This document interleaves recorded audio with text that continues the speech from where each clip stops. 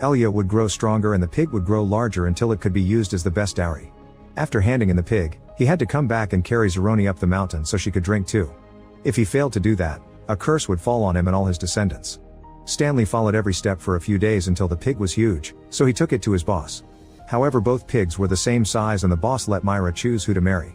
Myra couldn't make up her mind and offered a guessing game to decide, but Stanley was so offended by her flippant attitude that he decided to go to America like Zeroni first told him.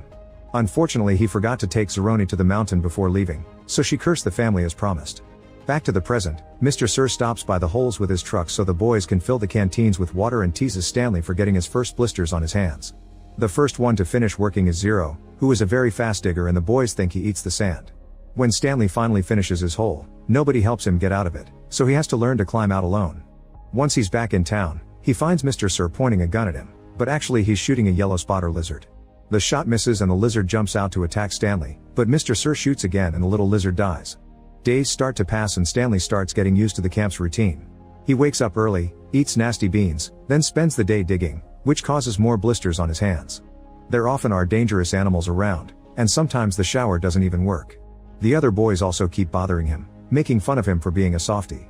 Stanley lays low to avoid trouble, and when he writes to his mom, he lies and says he's having a wonderful time in a normal summer camp.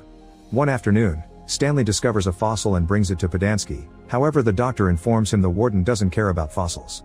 He also shares that there used to be a lake in this area and that the land surrounding it belonged to the warden's grandfather.